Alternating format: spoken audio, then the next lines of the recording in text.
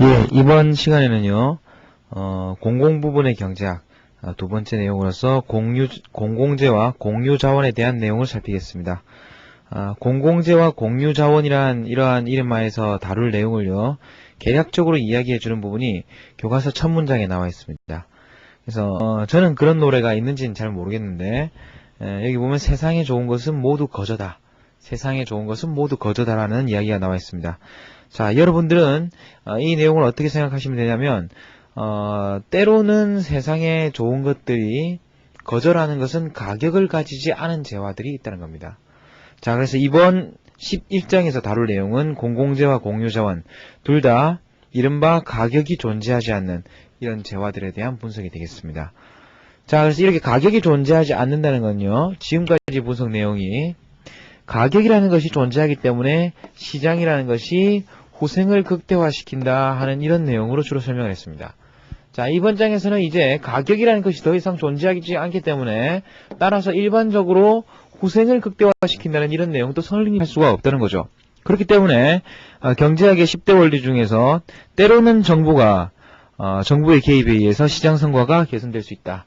시장에 의해서 해결할 수 없는 문제를 또 하나 정부의 개입으로서 개선시킬 수 있는 예로서 이제 공공재와 공유자원을 이야기하고 있다고 생각하시면 되겠습니다. 자, 이번 장에 설명될 내용에 대해서는 개략적인 내용을 한번 살펴보셨고요. 자, 226페이지를 보시면 효율적인 수량의 아이스크림을 공급하는데 가장 뛰어난 그런 역할을 발휘하는 것은 바로 시장이라고 말씀드렸습니다. 그래서 가격이 적용될 수 있는 그런 재화의 경우에는 시장이 가장 바람직한 그러한 하나의 공급 방식이 된다고 말씀을 드렸고요.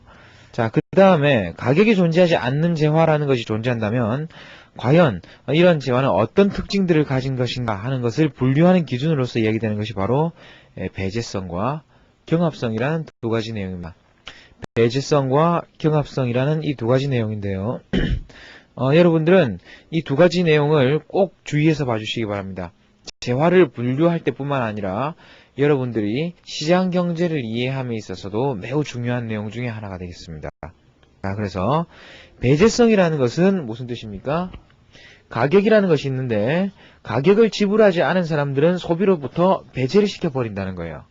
이게 어떻습니까? 시장 경제의 기본 원리입니다. 가격을 지불하는 사람들만이 소비를 할 수 있게 한다는 것이 이른바 배제성의 원리라는 거고요. 경합성의 원리라는 것은 무엇이겠습니까? 경합성의 원리라고 되어 있는데 그 내용의 영문 표기를 봐주십시오. 이른바 라이벌이라고 이렇게 표현되어 있습니다. 라이벌이라고 표현되어 있듯이 경합성이라는 것은 하나의 재화가 있을 때, 경합성이라는 것은 하나의 재화가 있을 때 만약에 내가 소비를 한다면 다른 사람은 소비를 못한다고 할 때 그것이 어떻습니까? 두 사람이 서로 경합을 하는 관계가 되죠. 그렇기 때문에 한 사람의 소비가 다른 사람의 소비 가능성을 줄일 때 이것을 경합적이라고 이야기하고, 국방 서비스나 경찰 서비스 이런 건 어떻습니까? 제가 국방 서비스로부터 편익을 입어서 편안하게 잤다 그래서 여러분들은 새우잠을 자야 하는 것은 아니란 거죠. 그렇듯이 때로는 한 사람의 소비가 다른 사람의 소비를 줄이지 않는 경우가 있습니다. 다른 사람 역시 얼마든지 소비할 수 있는 경우가 있습니다. 그런 경우를 가리켜서 비경합적이라고 이야기합니다. 예, 그래서 배제성과 경합성의 두 가지 개념을 정확하게 이해를 하시고요. 자, 이러한 기준을 통해 가지고 한 4가지 정도의 분류를 하고 있습니다. 그래서 사적재와 공공재, 그 다음에 공유자원, 그 다음에 이제 뭐 이름 붙이기는 조금 까다롭긴 하지만 그냥 자연독점이라고 이렇게 붙여놓은 내용이 있습니다. 여러분의 이해를 위해서 자세한 설명은 227페이지에 나와 있는 4가지 분류표를 가지고 설명하도록 하겠습니다. 자, 그래서 교과서에 나오는 네 부분으로 이루어진 창문같이 생긴 표를 봐주시고요. 여기서 이제 경합성에 의해서 2가지 분류, 그 다음에 배제성에 의해서 2가지 분류가 있는 표를 잠시 살펴보도록 하겠습니다. 자, 간단하게 계략적으로 한번 표현해보면, 자, 이 횡축은요, 경합성이 있다, 경합성이 없다, 이른바 비경합적이라는 라인이 이쪽에 되겠습니다. 그 다음에 배제성이 있다, 배제성이 없다 하는 겁니다. 자, 이런 내용으로 부분을 했는데 시장에서 일반적인 재화는 어떻습니까? 시장에서 일반적인 재화들은 가격을 지불하지 않으면 살 수 없습니다. 일반적인 재화들은 배제성이 적용됩니다. 그 다음에 이렇게 배제성을 적용하는 이유가 바로 이 재화라는 게 한정되어 있기 때문에 사람들이 먹어버리면 다른 사람들은 못 먹는다는 거죠. 다른 말로 하면은 시장에서 일반적인 재화는 경합성도 가지고 있다는 겁니다. 자, 그래서 맨 먼저 나오는 것이 이게 사적재입니다. 자, 그래서 우리가 시장에서 거래되는 거의 모든 재화, 아이스크림, 옷 이런 것들이 모두 일반적인 사적재화에 포함된다고 보겠습니다. 두 번째로 가장 특징적인 예가 어떤 건가 하면은 경찰 서비스라든지 아니면 국방 서비스 같은 경우는 어떻겠습니까? 경찰 서비스라든지 국방 서비스와 같은 경우에는 자, 여러분 세금을 안 낸다고 너희 집에만 도둑이 쳐들어와라. 너희 집에만 이제 외국에서 군대가 쳐들어와라. 이렇게 할 수는 없다는 거죠. 다른 말로 하면 가격으로 인해서 이 사람을 배제시킬 수가 없다는 겁니다. 배제를 시킬 수 없고 그 다음에 제가 국방으로부터 서비스를 입었다 그래가지고 여러분들이 못 입는 거 아니죠. 제가 도둑으로부터 보호를 받았다 그래가지고 여러분들이 보호를 못 받는 게 아닙니다. 그렇기 때문에 배제성의 측면에서도 배제성도 없고 그 다음에 경합성도 없는 이런 재화를 가리켜서 특징적으로 공공재라는 표현을 합니다. 자, 이래서 특징적인 경우로 사적재와 공공재 두 가지를 구분을 했고요. 그 다음에 여러분들이 주변에서 또 자세히 가끔 살필 수 있는 것이 공유자원에 대한 얘기입니다. 그래서 여러분도 황해에 그런 어족들이 쉽게 고갈된다든지 아니면 공유 목초지는 금방 이렇게 메말라 버린다든지 이런 현상들을 많이 보셨을 겁니다. 또는 아프리카에 주인 없는 코끼리들이 남획되어 가지고 점점 멸종되어 간다든지 이런 것들도 그 예로 볼 수 있겠는데요. 이런 경우는 어떻습니까? 코끼리를 잡든지 풀을 뜯어먹든지 물고기를 먹으면 그 물고기는 없어진다는 거죠. 분명히 경합적입니다. 분명히 경합적이긴 하되 어떻습니까? 주인이 없는 바다의 물고기이기 때문에 배제시킬 수가 없죠. 자, 그래서 이른바 공유자원에 해당하는 내용이 common resources라고 부릅니다. common resources라고 부르는 내용이 공유자원이라고 불리는 내용이 바로 이 부분에 해당하겠습니다. 자, 그래서 그 예로서 바닷속의 물고기, 환경 이런 것들을 들고 있습니다. 그 다음에 마지막으로 남아있는 영역이 이 영역이고 보통 이 영역에 대해서는 국내 교과서들은 언급이 그렇게 많지 않습니다. 자, 이 영역에 대해서 맨큐 교수도 명확하게 이야기를 하고는 있지 않지만 대체로 자연점이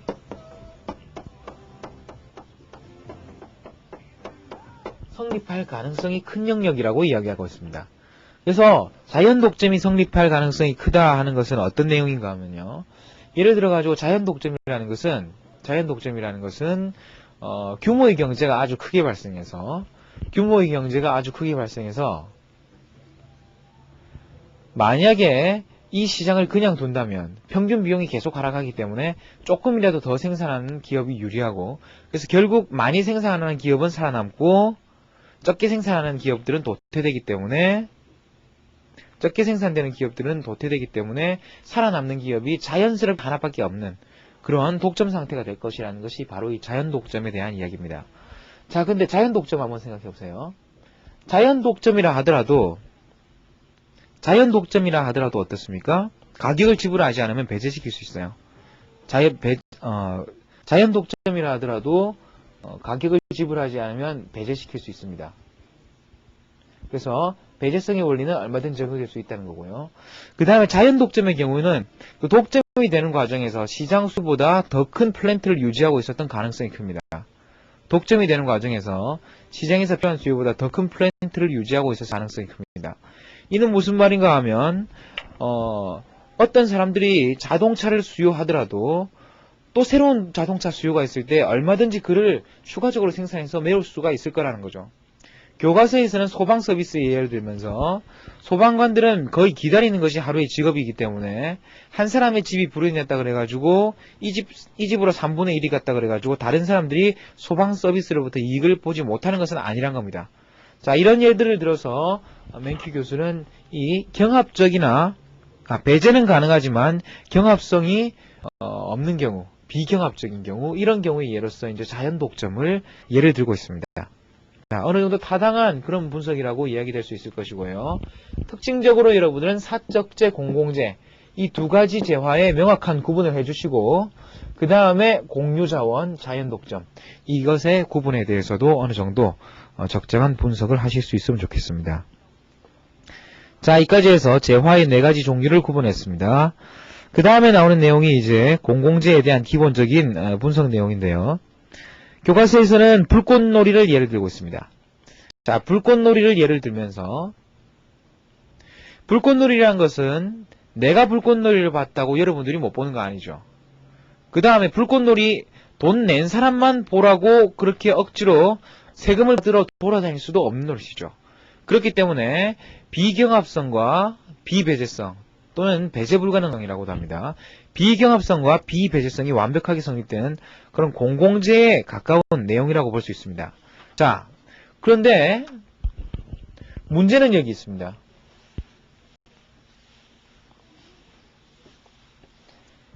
지금까지 내용은 퍼블릭주라고 부르죠. 공공재라는 것이 있다.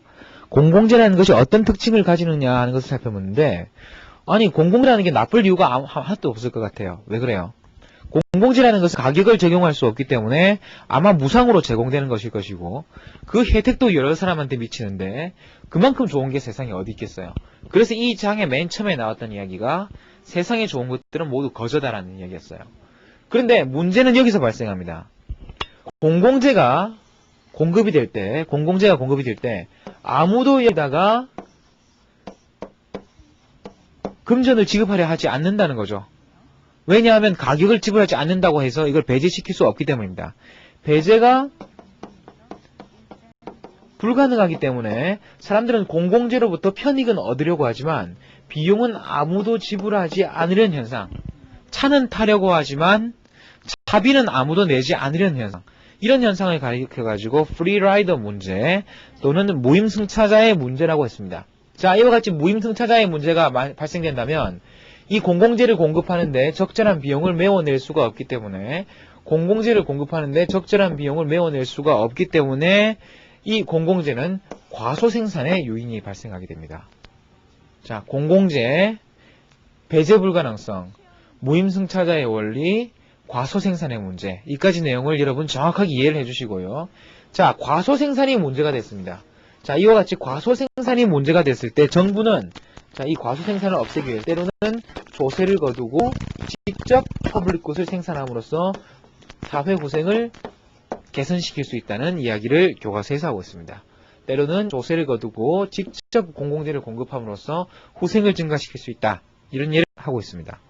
자, 그래서 그런 예로서 마을자치기구가 주민 1인당 2달러씩을 걷어가지고 이제 불꽃놀이를 개최하도록 하면 모든 개인들의 후생은 불꽃놀이로부터 10달러씩의 효용을 느끼고 있었기 때문에 총 8달러씩의 후생 증가를 가져오게 될 것이다 하는 내용으로 나와 있습니다.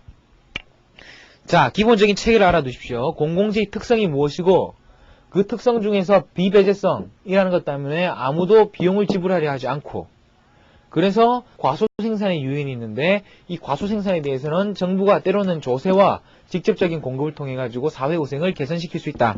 그래서 경제원리 10가지 중에 때로는 정부가 시장 성과를 개선시킬 수 있다는 그러한 원리와 함께 이야기된 바 있습니다. 자, 228페이지 아래쪽에 중요한 공공재 이해를 보시겠습니다. 자, 그래서 중요한 공공재 이해라고 해서 이제 나와 있는 내용들이 있는데요. 자, 보시면 맨 먼저 나와 있는 내용이 국방입니다. 자, 이른바 국방이라는 내용은 이제 외침으로부터 나라를 지키는 것은 이제 공공재의 고전적인 예이다. 저도 설명을 하다 보니까 공공재의 대표적인 예로 이 국방을 계속 예를 들었었습니다. 그래서 국방비의 지출의 문제는 어느 정도 존재하긴 하지만 국방으로부터의 서비스는 세금을 내지 않는다고 배제시킬 수도 없고 내가 누렸다고 다른 사람이 못 누리는 것도 아니기 때문에 대표적인 그러한 공공재에 해당한다고 보겠습니다. 자, 두 번째 케이스가 기초과학 연구입니다.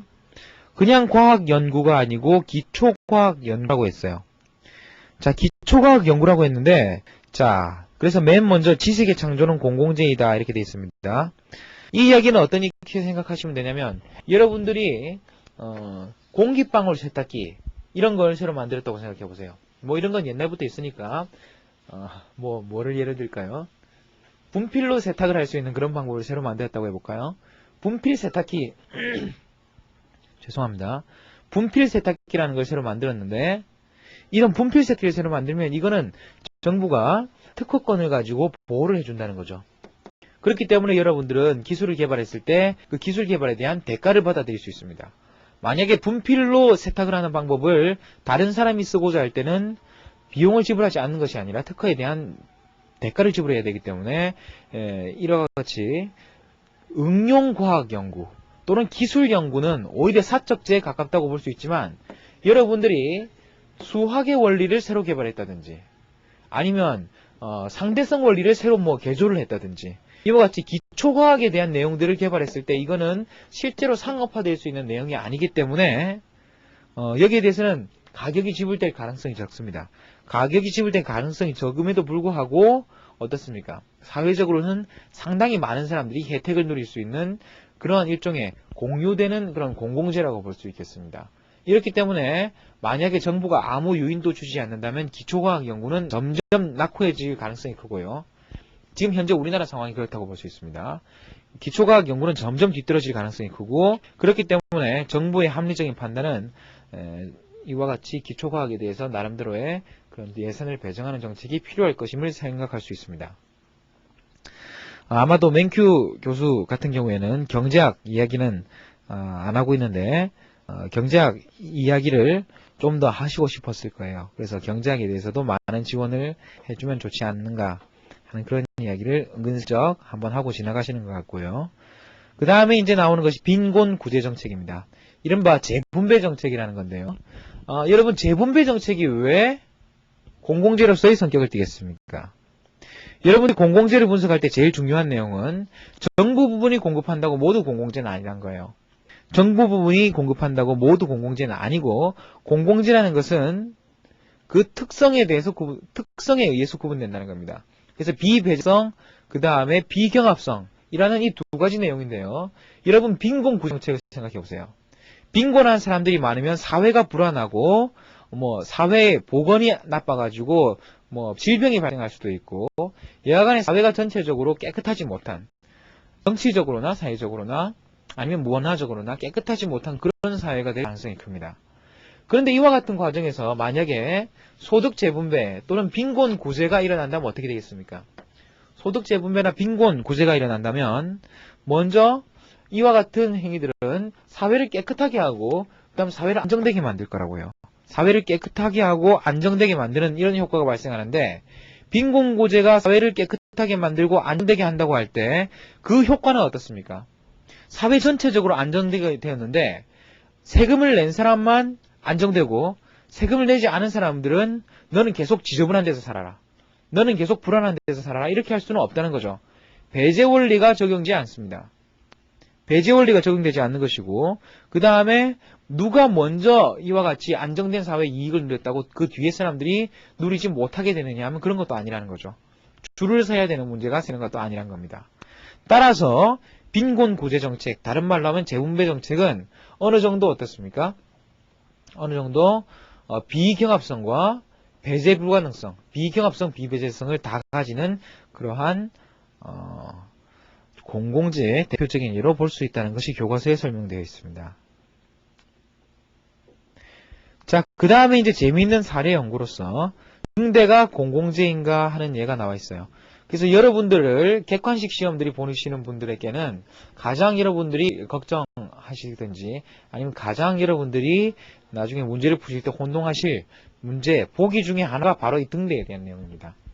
보통 등대는 어떻게 생각합니까? 보통 등대라는 것은 지나가는 배들이 등대로부터 정보를 얻고 그래서 안전한 운행을 할 수 있지만 그로 인해서 요금을 두기는 힘들죠. 그렇기 때문에 정부가 등대를 운영하는 경우가 많았어요. 그렇기 때문에 등대는 일반적으로 경제학자들이 공공재라는 것에 대해서 별로 이의를 제기하지 않았습니다. 등대가 공공재라는 것에 대해서 별로 이의를 제기하지 않았으나 때로는 등재가 사적재화에 가까울 수가 있다는 거예요. 그래서 교과서의 예로서는 19세기 영국의 해안가에서는 민간이 운영하는 등대가 있었는데 이 민간이 운영하는 등대들은 그럼 요금을 어떻게 받느냐? 배가 지나가면 요금을 받을 방법이 없는데 요금을 어디 받느냐 하면 이 등대 근처에 보면은 이렇게 항만이 있다는 거죠. 그리고 이 지나가는 배들은 아마 여기 거쳤다가 가게 되는데 거쳤다가 가게 되면 등대가 있음으로써 얻는 이익은 사실은 선박들의 이익보다는 이 항만 주인의 이득이 클 거기 때문에 등대 주인들이 이 사람으로부터 요금을 지급받았다는 거죠. 그런 식이 된다면 어떻습니까? 실제로 요금이 지급되는 사적재에 가까울 수도 있다는 겁니다. 자, 이와 같은 예는요, 바로 230페이지에 사례연구 첫 번째 줄에 나왔듯이 어떤 재화란 것은 상황에 따라 공공재가 되기도 하고 사적재화가 되기도 한다. 이런 예를 단적으로 보여주고 있습니다. 자, 이와 같은 예를 단적으로 보여주는 것이 아까 넘어왔었지만 다시 227페이지 표를 한번 보면요. 그림 11-1을 보면 각각의 세 번째 보기에는 각각 막히는 유료도로, 안 막히는 유료도로, 막히는 무료도로, 안 막히는 무료도로를 들어가지고 똑같은 도로라 하더라도 어떻습니까? 이 네 가지 재화 모두 될 수 있다는 예로서 설명하고 있습니다. 이 역시 어떤 재화라는 것은 때로는 공공재가 될 수도 있고 사적재가 될 수도 있다는 그런 내용을 잘 설명해주고 있다고 볼 수 있겠습니다. 자, 그렇다면 공공재라는 것이 존재하면 때로는 이것이 민간에서 제대로 공급되지 못하기 때문에 정부가 공급을 해줘야 될 필요가 있는데 그럼 공공재를 이게 모자라긴 모자라는데 실제로 정부가 개입해서까지 그렇게 공급을 꼭 해줘야 되는 건가? 아니면 정부가 개입을 한다면 얼마까지 개입을 해야 될 것인가? 이런 문제에 대해서 이제 답을 주는 것이 이른바 비용 편익 분석이라는 겁니다. 그래서 231페이지 아래쪽에 보면요. 비용 편익 분석이라는 것은 우측에 이렇게 설명되어 있습니다. 공공재 공급에 있어서 사회적 비용과 편익을 비교하는 연구 분석입니다. 자, 그래서 공공재 공급이 있어서 사회적 비용과 편익을 비교하는 연구 분석입니다. 자, 그럼 여러분들은 쉽게 생각하시면 되겠죠. 공공재를 공급하는 데 들어가는 비용이 편익보다 더 크다. 공급을 하겠습니까 말겠습니까? 하지 않는 것이 바람직합니다. 그 다음에 공공재를 공급하는 비용보다 편익이 크다면 어떻겠습니까? 정부는 공급하는 것이 바람직합니다. 자, 이와 같은 내용은 상당히 중요한 경제적 의미를 함의하고 있는데요. 예전에 이중구 교수님께서 수업 시간에 예로 많이 드셨던 예가 바로 이겁니다. 어느 아주 그 전통적인 마을에 500년 된 이런 하나 나무가 있다고 생각해 보세요. 500년 된 나무가 있기 때문에 문화적으로나 아니면 무슨 뭐 식물학적으로나 생태학적으로나 아주 중요한 그런 나무라고 하겠습니다. 자, 그런데 여러분들은 만약에 이 나무가 지금 비실비실 쓰러지려고 하는데 이 나무를 예전같이 싱싱하게 살리기 위해서 1억 원이 들어간다고 생각해 보세요. 1억 원이 들어간다고 생각해 보세요. 하시겠습니까? 마시겠습니까? 한다고 생각하시는 분이 많을 거예요. 한다고 생각하시는 분이 많은데 그냥 한다고 대답을 하는 것은 사실은 경제학도로서 가져야 될 자세가 아닙니다. 경제학도로서 가져야 될 자세가 아닙니다. 경제학의 기본 원리에서 이야기했듯이 모든 선택에서는 대가가 따르게 되어 있습니다.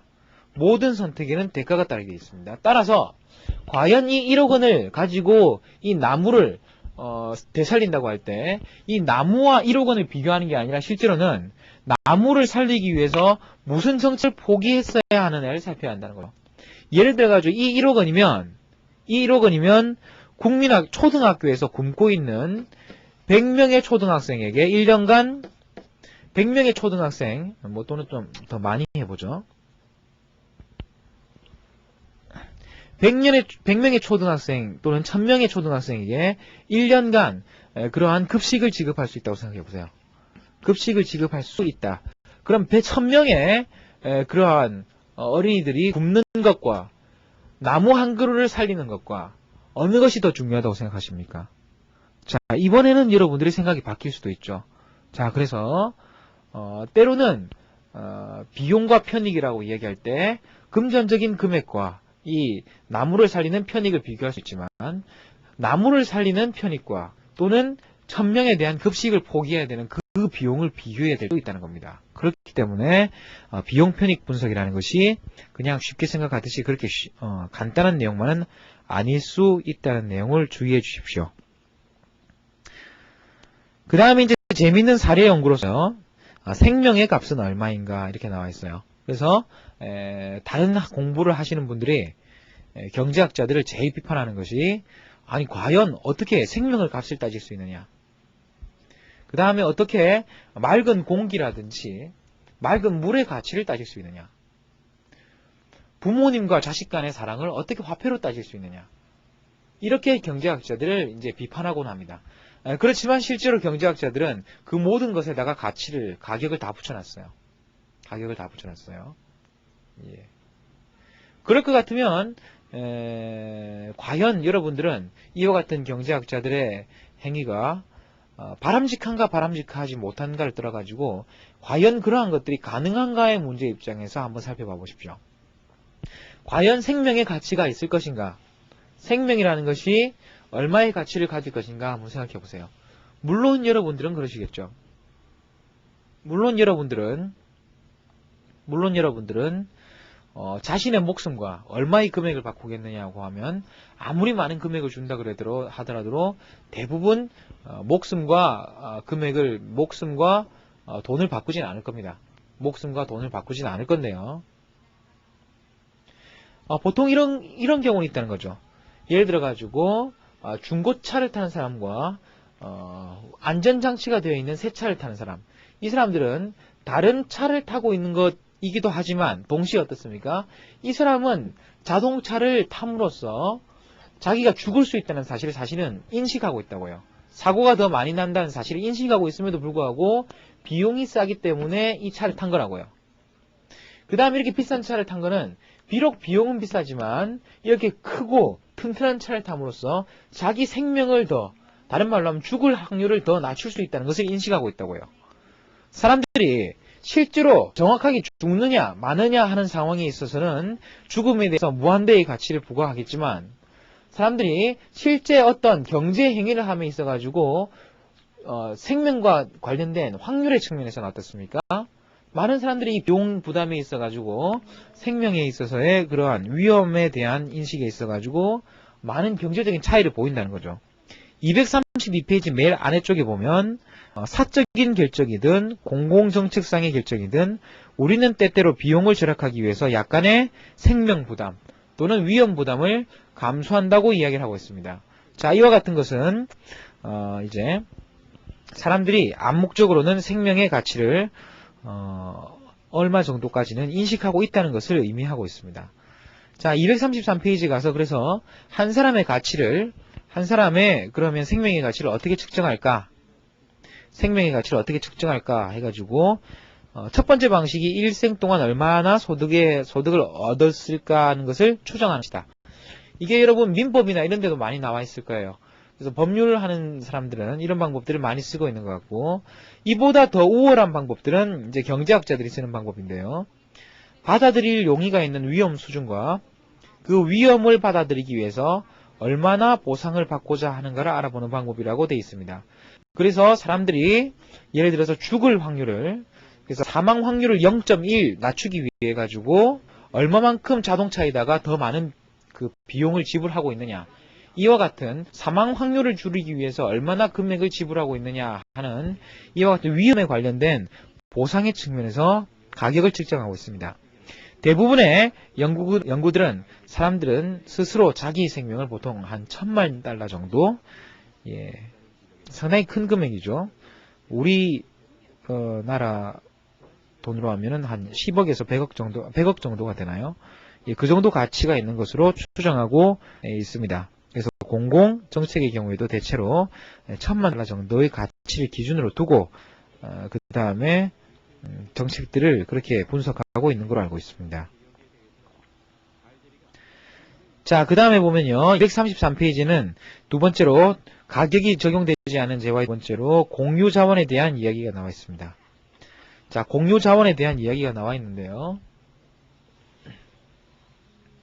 이 공유 자원의 이야기에 대해서는 아주 유명한 이야기가 있습니다. 이른바 공용지의 비극 또는 공유지의 비극이라고 불리는 내용인데, 이 내용은 다른 교과서들에 나오는 그래프를 통해서 하나 살펴보도록 하겠습니다. 자, 그래서요, 마을 주변에 공용지가 하나 있고, 그 다음에 이 공용지에 사람들이 자신의 소를 내어놓고 기른다고 생각해 보세요. 자신의 소를 내어놓고 기른다고 하는데, 이까지 소를 내어놓을 때까지 가는 비용은 거의 일정해요. 거의 일정하고, 이 소들이 와서 점점 풀을 뜯어 먹음으로써 다른 소들은 먹을 수 있는 풀들이 점점 줄어들고 있습니다. 이와 같은 상황을 그래프로 한번 표현해 보면요. 이쪽을 수량 또는 이쪽을 풀어놓은 송아지의 수, 그 다음에 이쪽을 송아지를 풀어놓음으로써 얻을 수 있는 그러한 편익이나 비용이라고 측정한다면, 먼저 어떻습니까? 이 사람이 내어놓을 때의 비용, 이 사람이 내어놓을 때의 비용, 이 사람이 내어놓을 때의 비용이 일정하다고 했기 때문에 지금 평균 비용 또는 한계 비용은 평균 비용 또는 한계 비용은 일정한 상황입니다. 소를 내어놓는 평균 비용이나 한계 비용은 일정한 상황입니다. 그렇지만요, 한번 생각해 보십시오. 여기서 송아지를 풀어놓는 데 따른 비용은 일정한 상황인데, 송아지를 풀어놓음으로써 얻을 수 있는 편익은 어떻습니까? 처음에 한 마리 풀어놓았을 때는 아주 잘 뛰어놀았기 때문에 몸무게도 좋고 튼튼할 거라고요. 그렇지만 점점 늘어남에 따라 가지고 평균적인 송아지 몸무게는 이런 식으로 줄어들게 되어 있습니다. 점점 줄어들게 되어 있고, 자, 평균적인 송아지 몸무게가 줄어든다는 것은 무슨 뜻입니까? 평균적인 송아지 몸무게가 줄어든다는 것은, 예를 들어서 40이라는 이런 평균 몸무게를 가지고 있는데, 한 마리가 더 들어왔더니만 평균 몸무게가 38로 줄어들었다는 거죠. 38로 줄어들었다는 건데, 그럼 40의 평균을 38로 떨어뜨렸을 것 같으면 새로 들어온 송아지의 총 가치는 얼마가 돼요? 새로 들어온 송아지가 총 몸무게의 효과는 38보다도 못하다는 이야기라고요. 쉽게 이야기하면 40도짜리 물이 있는데 몇 도씩 물을 부었는지 모르겠는데 38도가 됐다면 38도보다도 더 낮은 물을 부었다는 소리예요. 그렇기 때문에 평균 비용이 이렇게 하라고 하고 있을 때, 평균 편익이 이렇게 하라고 하고 있을 때, 한계 편익은 어떻겠습니까? 이거보다도 더 낮은 입장에 존재할 거라는 겁니다. 따라서 사회적으로 가장 바람직한 송아지 방목량은 이 H스타만큼을 방목하고, 이 H스타만큼의 방목량 하에서 평균 비용은 이만큼, 평균 편익은 이만큼이기 때문에 사회는 이만큼의 이득을 보고 있어야 바람직합니다. 그렇지만 이와 같은 상황에서 마지막 송아지를 내보내는 사람들이 얻을 수 있는 몸무게는 이만큼은 사실은 다른 몸무게들을 줄이고 있는 거죠. 실제로 마지막 한 사람이 송아지를 내어놓는데 들어가는 비용은 이만큼. 이와 같이 편익과 비용이 비대칭적으로 되어 있기 때문에 여기서 여전히 사람들은 어떻습니까? 계속 송아지들을 내놓게 됩니다. 계속 송아지를 내놓게 돼서 결국 송아지는 이까지 와서 방축이 끝나게 되는데, 이 점은 어떻습니까? 사회적인 평균 편익과 평균 비용이 일정하는 점에서 사회적인 인연은 전혀 존재하지 않고요. 이와 같은 상황이 가장 바람직한 송아지량인데, 이거보다 훨씬 많은 송아지량이 어떻습니까? 방목되다 보니까, 이거보다 훨씬 많은 송아지량이 방목되다 보니까 공용지는 쉽게 고갈될 가능성이 크다는 겁니다. 공용지는 쉽게 고갈될 가능성이 크다는 것이 234페이지까지의 이야기입니다.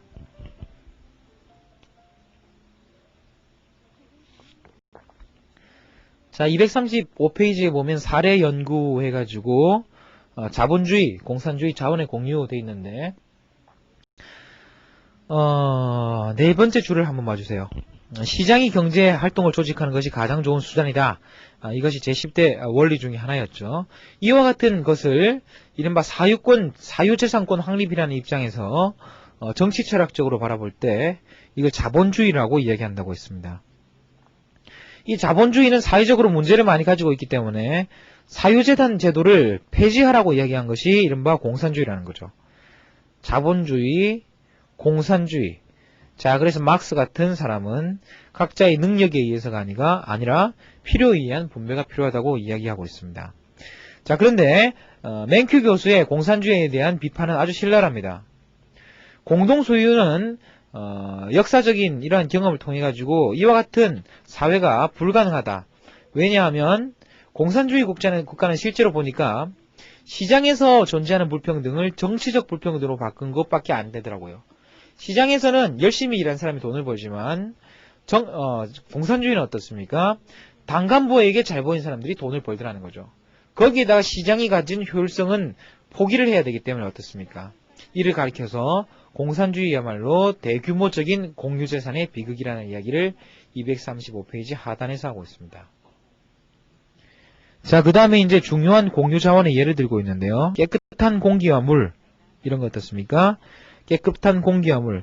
일반적으로 외부성에서 많이 이런 것들을 언급하고 있지만 깨끗한 공기와 물은 일단 여러분들이 쉽게 가격을 붙이긴 힘들어요. 일단 여러분들이 가격을 쉽게 붙이기도 힘들고 물이나 공기를 마신다고 그것을 세금 안 낸 사람을 배제시킬 수도 없죠. 배제시킬 수도 없는데 어떻습니까? 계속 지속적으로 어때요?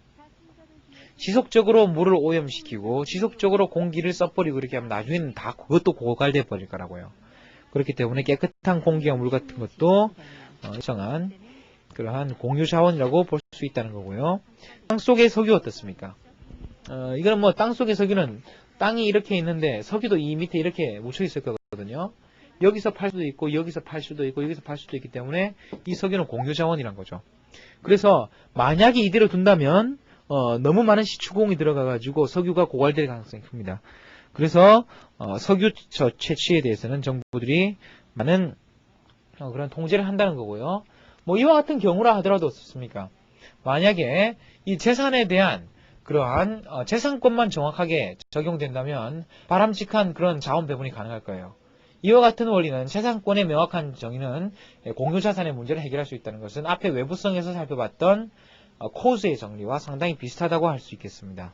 코즈 정리하고 비슷하다고 할 수 있겠지만 소유자가 많은 경우 또는 이해 당사자가 많은 경우에는 협의가 어려워지기 때문에 이와 같은 것들도 문제가 있다는 겁니다.